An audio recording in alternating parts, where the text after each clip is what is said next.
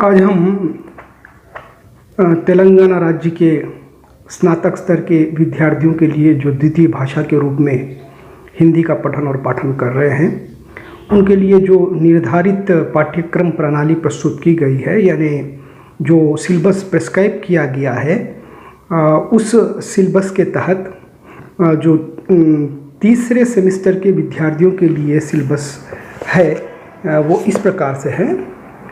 ये इस सिलेबस में से जो पहला जो पाठ है वो कबीरदास जी के दोहे है। वो कबीरदास जी के दोहों को पढ़ने से पहले हम कबीरदास जी के व्यक्तित्व और कृतित्व पर प्रकाश डालना बहुत ज़रूरी है, क्योंकि किसी भी कवि की कविता को, काव्य को या नहीं तो उनकी रचनाओं को समझने के लिए कवि के व्यक्तित्व को समझना, उनके जीवनी को समझना बहुत अनिवार्य हो जाता है। तो यहाँ पर कबीरदास जी के जीवनी पर हम थोड़ा प्रकाश डालेंगे। फिर उसके बाद कबीरदास जी के जो 10 दोहे निर्धारित किए गए हैं पाठ्यक्रम में, यानी तीसरे सेमेस्टर के विद्यार्थियों के लिए तेलंगाना राज्य के, उस 10 दोहों पर हम आएंगे और कबीरदास जी के जो विचार है उन 10 दोहों के द्वारा समझने का हम प्रयास करेंगे। सबसे पहले मैं आपको बता देना चाहता हूँ कि कबीरदास जी हिंदी साहित्य के भक्ति काल के ज्ञानाश्रयी शाखा के प्रवर्तक माने जाते हैं। ज्ञानाश्रयी शाखा को संत काव्य परंपरा भी कहा जाता है। कबीरदास जी अनपढ़ थे, पढ़े लिखे नहीं थे, और उन्हें जो भी ज्ञान प्राप्त हुआ है वो देशाटन से प्राप्त हुआ है। साधु संगत में वो रहते थे और तीर्थ स्थानों की वो यात्राएं करते थे, और इसी प्रकार से उन्होंने जीवन के अनुभवों को इकट्ठा किया है। आँखों से देखकर उन्होंने जीवन जीना सीखा है और अपने अनुभव को जमा किया है, पुस्तकों के द्वारा नहीं किया है। अब ये बात तो सर्वमान्य है और बहुत सारे विद्वान इस बात पर सहमत है कि कबीरदास जी का जन्म एक विधवा ब्राह्मणी के कोख से हुआ था। इस बात पर अधिक विद्वान जो है सहमति प्रस्तुत करते हैं और इसके ऊपर कोई विवाद नहीं है। और ये बताया जाता है कि काशी के लहरताला नामक तालाब के किनारे, काशी में जिसको वाराणसी कहा जाता है, जो हिंदू धर्म में एक पुण्य क्षेत्र, पवित्र स्थल माना जाता है, वहाँ के जन्मे कबीरदास जी। वहाँ एक लहरताला किनारे, तालाब के किनारे पर कबीरदास जी को उस स्त्री ने छोड़ दिया था। बालक नहीं, मैं कहूँ शिशु को छोड़ दिया था। छोटे जो शिशु थे, जन्मे थे, उस शिशु को वहाँ पर छोड़ दिया गया। और ये बात पुस्तकों में भी लिखी हुई है। और रोज़ की तरह वहाँ पर कपड़े धोने के लिए नीरू और नीमा नाम के जुलाहे जाते थे। हर दिन वहाँ पर उनकी दिनचर्या थी, कपड़े धोने के लिए वो जाते थे। तो वहाँ जब उन्होंने देखा कि एक शिशु, बड़ा प्यारा सा शिशु पड़ा हुआ है, तो उन्होंने उसे अपने गोद लगाया, क्योंकि उन्हें कोई संतान नहीं थी। और उन्होंने ये महसूस किया कि ये ईश्वर का उनके लिए एक उपहार है, क्योंकि उन्हें संतान नहीं है। ईश्वर संतान के पालन पोषण के लिए एक शिशु को उन्हें उपहार स्वरूप दिया है। और उस बालक को बड़े प्यार से गले से लगाए और वो घर आए।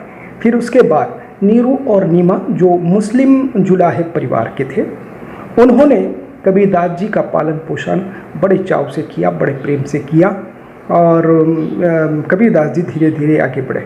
मैं आपको ये बताना चाहता हूँ कि काशी में, वाराणसी में जुलाहे मोहल्ले, लगभग 30-35 मोहल्ले जुलाहे परिवारों के हैं। वहाँ पर जो है साड़ी वगैरह बुनी जाती है। बनारस की साड़ी बहुत मशहूर साड़ी मानी जाती है। पहले जब विवाह होते थे तो बगैर बनारस की साड़ी की कोई लड़की जो है दुल्हन बनकर घर से नहीं निकलती थी। इतना महत्व वहाँ के साड़ियों का था, बनारस का साड़ी, जिसमें जरी लगाई जाती थी, यानी चांदी और सोने के तागों से भी कुछ साड़ियों को बुना जाता था। हाथ से बुनने का काम होता था।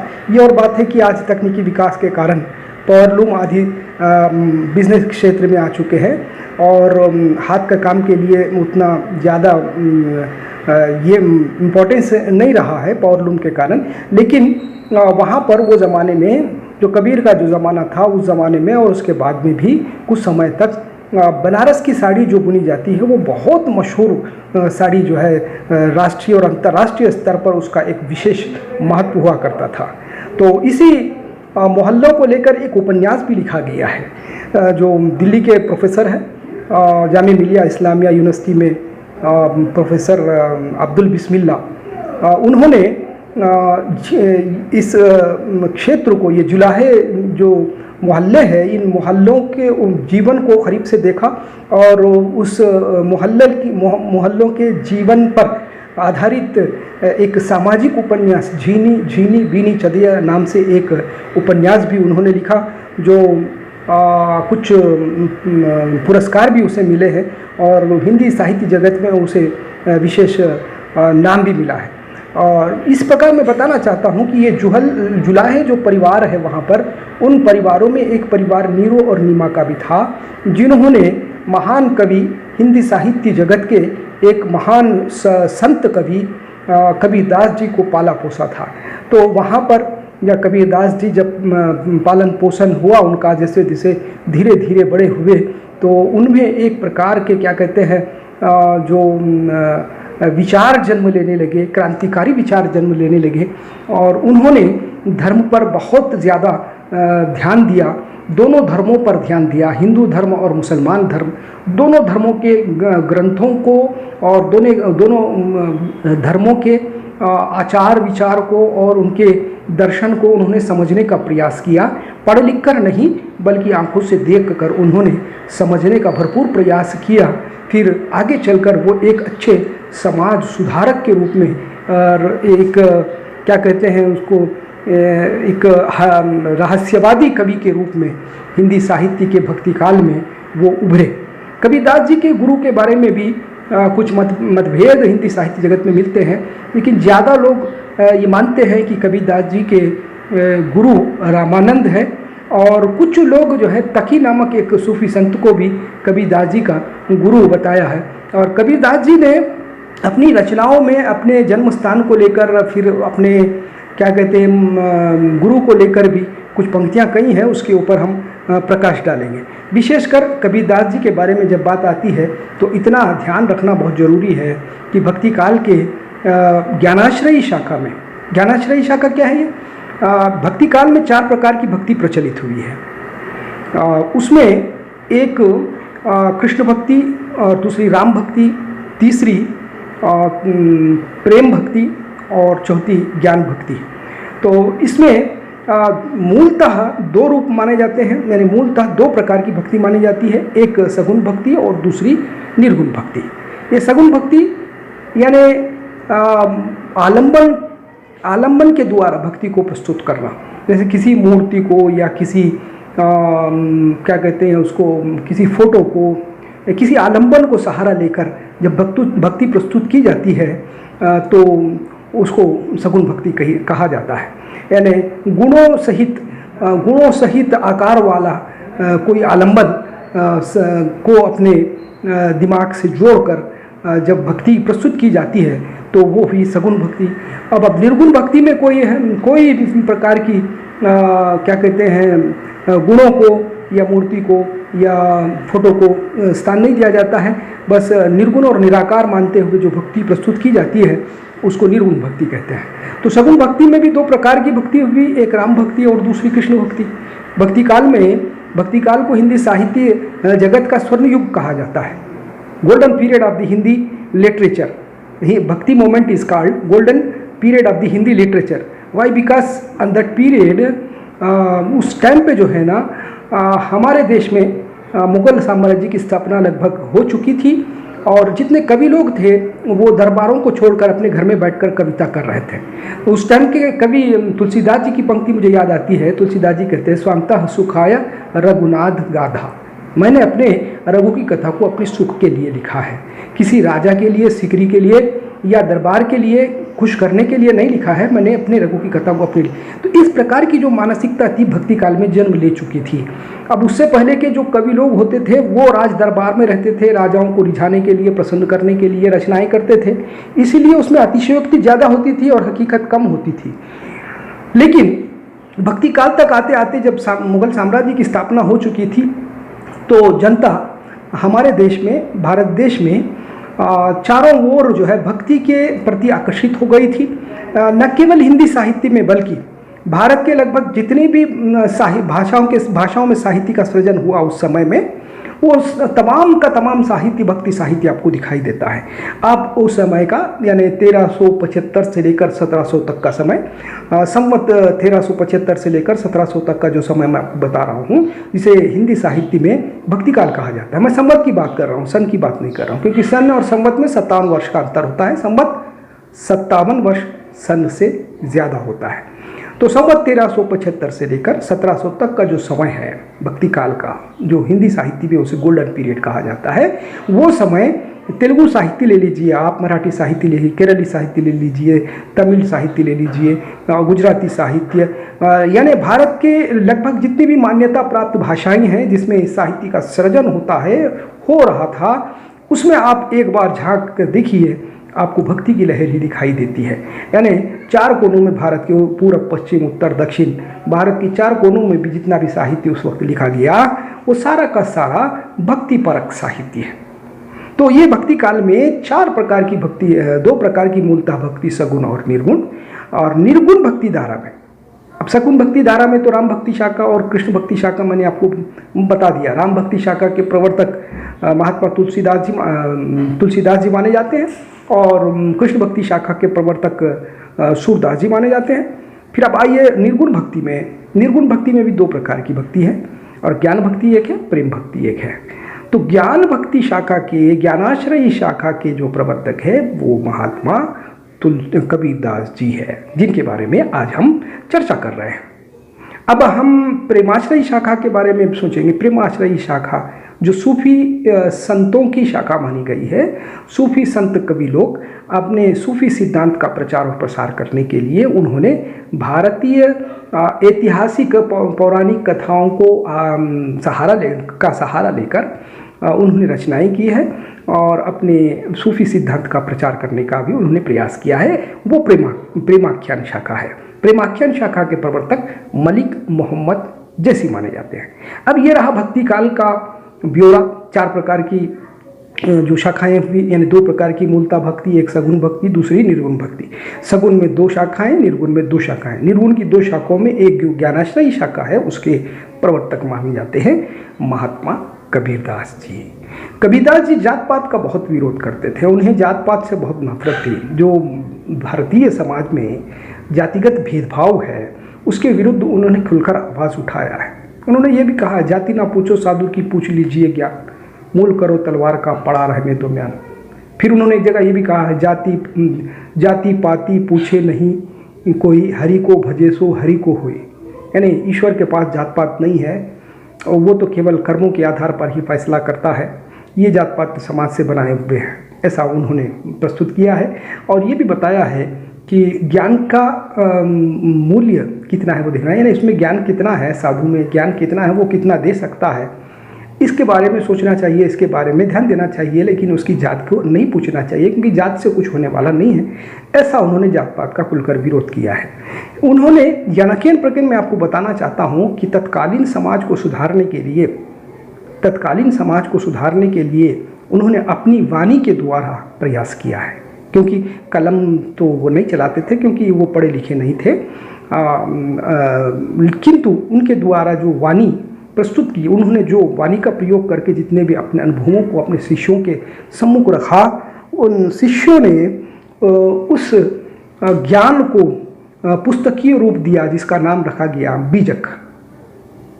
बीजक कबीरदास जी का एकमात्र काव्य है बीजक, और वो एकमात्र काव्य के द्वारा कबीरदास जी, जबकि वो पढ़े लिखे भी नहीं थे, लेकिन हम आज जो पेन का इस्तेमाल करने वाले पढ़े लिखे लोग हैं, आज कबीरदास जी को इसलिए पढ़ते हैं क्योंकि जो उनका ज्ञान अनुभव के द्वारा उन्होंने जो इकट्ठा किया था, एकत्रित किया था, वो निस्संदेह हमको एक अच्छा मार्ग बता सकता है, एक महान मार्ग बता सकता है, हमें एक अच्छा व्यक्ति बना सकता है।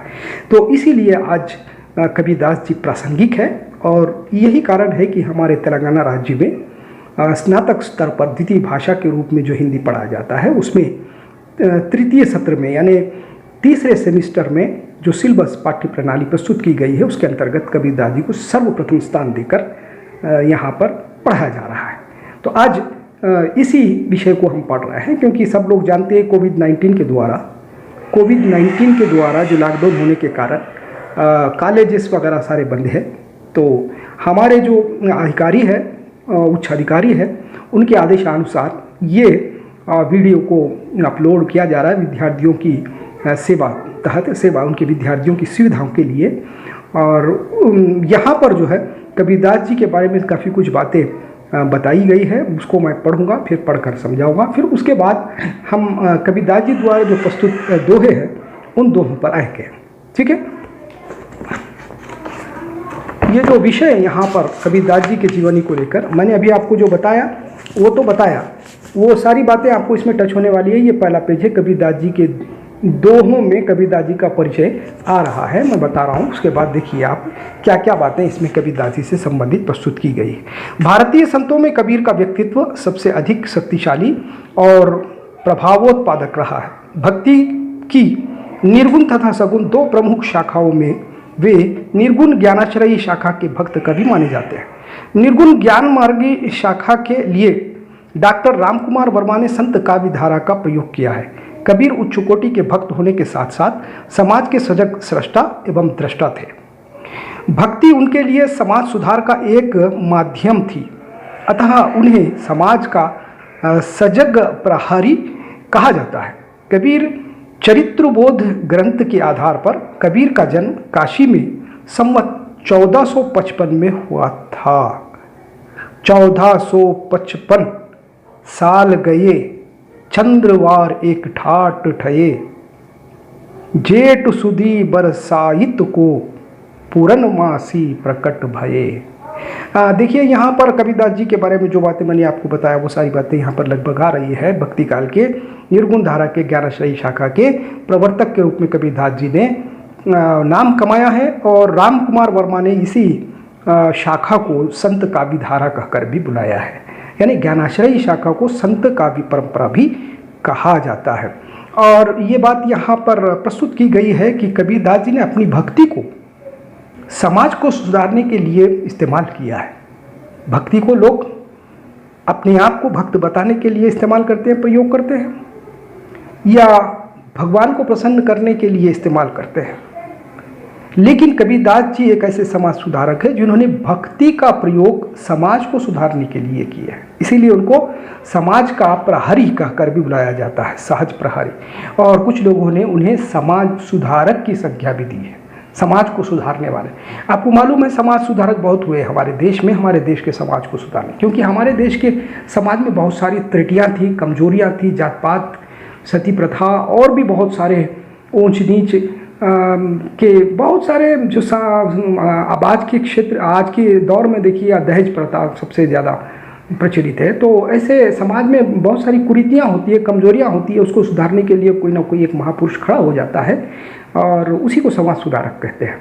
तो ऐसे समाज को सुधारने वालों की श्रेणी में कबीरदास जी को रखा जाता है। उन्होंने अपनी भक्ति का सहारा लेकर अपने अनुभवों को प्रस्तुत किया और समाज को सुधारने का प्रयास किया है। उनके जन्म को लेकर ये बात बताई जाती है कि संवत 1455 में उनका जन्म हुआ काशी में।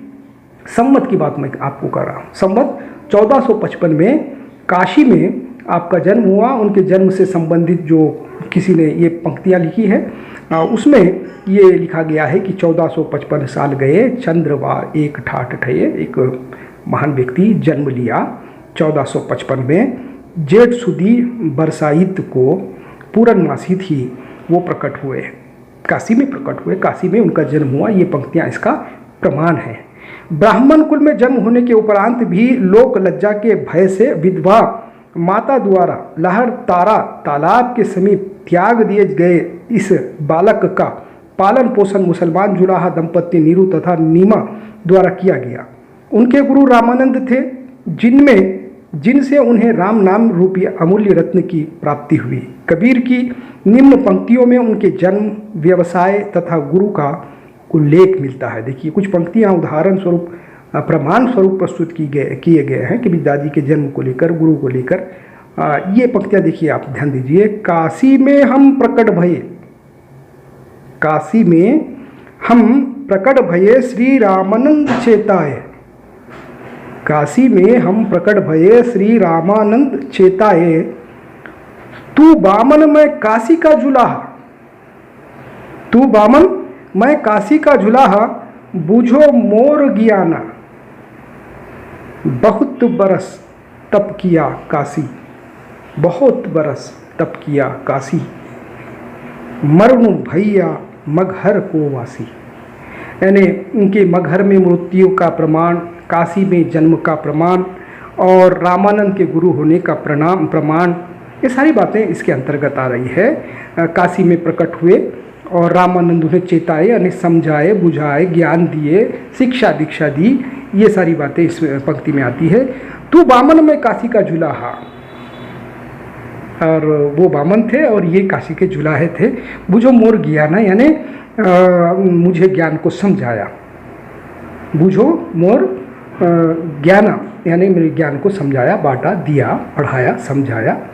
और बहुत बरस तप किया काशी, काशी में बहुत बरस तक तप करे। अब काशी को छोड़कर मगहर को जाने वाले हैं, यानी मगहर को चले गए, वहाँ पर उनकी मृत्यु हो गई। जन्म स्थान काशी और मृत्यु स्थान इनका मगहर माना जाता है कबीरदास जी का। और गार्हस्थ जीवन में उनकी पत्नी का नाम लोई था तथा पुत्र और पुत्री का नाम, ये देखिए दूसरा बात का पेज आरंभ हो रहा है, पुत्र और पुत्री का नाम कमाल और कमाली था। यद्यपि कबीर ने मसी कागद छुयो नहीं, कल गही नहीं हाथ कहा था, तथापि उनका पुस्तकीय ज्ञान की अपेक्षा अनुभव ज्ञान विस्तृत एवं व्यापक था। तो मैंने अभी आपको बताया कबीरदास जी अनपढ़ थे, पढ़ना लिखना नहीं जानते थे, पेन भी उन्होंने नहीं पकड़ा, तो ये कागज़ के ज्ञान के प्रति उनका कोई विशेष प्रेम आकर्षण नहीं था। तो उन्होंने आंखों से देखकर लोक जीवन में जीवन जीकर ही अपने अनुभवों को एकत्रित किया था। यही बात कबीरदास जी भी अपनी वाणी में बता चुके हैं। और पुस्तकीय ज्ञान की अपेक्षा उनका जो अनुभव था वो बहुत विस्तृत था, वो बहुत व्यापक था, बहुत ज़्यादा था। उनका ज्ञान सहज ज्ञान था, नेचुरल था। उनका जो ज्ञान था, नॉलेज था, वो नेचुरल था, पुस्तकीय नहीं था, आप बीती थी। अपने जीवन से उन्होंने ज्ञान को इकट्ठा एकत्रित किया था। साधु संगति के प्रभाव से उन्होंने लोक और शास्त्र के मर्म को जान लिया था। मानव जीवन में प्रेम तत्व को महत्व देते हुए उन्होंने मानवतावाद की सुंदर व्याख्या की है। तो देखिए उन्होंने शास्त्र को भी समझा, जीवन से जीवन जीकर प्रेम तत्व को भी समझा और उसके बाद मानवतावाद को समझा। मानवता क्या है, प्रेम तत्व क्या है, शास्त्र क्या है, ये सारा ज्ञान उन्होंने संगत में रहकर हासिल किया है, प्राप्त किया है। साधुओं की संगत में रहकर, संतों की संगत में रहकर, सूफियों के संगत में रहकर उन्होंने ये ज्ञान इकट्ठा किया है। उनके विचार उपयोगितावादी, व्यवहारवादी तथा यथार्थवादी थे और उनके जो विचार थे लोगों को काम आने वाले और लोक जीवन में काम आने वाले, यथार्थ पर आधारित, यानी हकीकत, झूठ मूठ की बातें नहीं थी उनकी। वो जो कहते थे वो बनावटी बात नहीं होती थी, वो किसी को सराहने के लिए, समझाने के लिए यानी चढ़ाने के लिए नहीं करते थे बात, उसमें एकदम हकीकत होती थी, यथार्थ होता था, जीवन का कटु सत्य होता था। कबीर की वाणी का संकलन मरणोपरांत उनके शिष्यों द्वारा किया गया। उनकी रचनाओं का मुख्य संकलन बीजक नाम से प्रसिद्ध है। रचना शैली की दृष्टि से कबीर की वाणी 3 भागों में विभाजित है। मैं आपको ये बताना भूल गया कि बीजक जो काव्य है उसके 3 भाग हैं, साखी, सबद, रामायणी। तो साखी में दोहे हैं, सबद में पद है, रामायणी में चौपाइयाँ हैं। ये कबीरदास जी की जो 3 प्रकार की शैलियाँ, 3 प्रकार के छंद है, ये प्रस्तुत हुए हैं। और वो पुस्तक जो कबीरदास जी के शिष्यों ने प्रकाशित किया है बीजक नाम से, उसमें ये 3 पद है जिसका यहाँ पर प्रस्ताव आ रहा है। साखी, सबद और रामायणी। साखी में दोहे, सबद में पद और रामायणी में चौपाइयाँ संकलित है। कबीर का देहवास संवत 1575 विक्रम में मगहर में हुआ, यह निम्न पंक्तियों से स्पष्ट होता है। तो ऐसे महान व्यक्ति जो काशी में जन्मे और काशी में रहकर बहुत कुछ ज्ञान इकट्ठा किया, हिंदी साहित्य जगत को चमका दिया और अपने अनुभवों के द्वारा अपने शिष्यों को, समाज को एक विशेष संदेश दिया। ऐसा महान व्यक्ति 1575 में 1575 विक्रमी संवत में, यानी संवत 1575 में मगहर में मृत्यु को प्राप्त किया, यानी इनका देहवास हो गया, परलोक सिधारे। संवत 1500 इनके मरण को लेकर, यानी इनकी मृत्यु को लेकर कुछ पंक्तियाँ जो हमारे पास उपलब्ध है वो प्रस्तुत किए गए हैं। संवत 1575 कियो मगहर को गौण, कबीरदास जी के बारे में, उनके देहवास के बारे में बताया जा रहा है। संवत 1575 कियो मगहर को गौण, माघ सुधी एकादशी रलो पौन में पौन। कबीरदास जी जन्मे काशी में, लेकिन मगहर को छाया बनाया। गौण कहते हैं वो छाया जहाँ पर बैलों को पशुओं को बांधा जाता है, यानी मगहर को उन्होंने अपनी छत्र छाया बनाया। काशी में पैदा हुए, जन्मे, प्रकट हुए, फिर मगहर को अपनी छायादार छतरी के जैसा बनाकर वहाँ पर विश्राम किया। और जो समय था माघ सुदी एकादशी का, तो उस वक्त उन्होंने मृत्यु को प्राप्त किया। ठीक है, आज हम यहीं तक रखेंगे, फिर बाकी का जो पार्ट है कबीरदास जी से संबंधित वो हम कल पढ़ेंगे, और फिर उसके बाद उनकी जो कविता प्रस्तुत की गई है उस कविता पर हम आएंगे कल। ठीक है, ओके, धन्यवाद।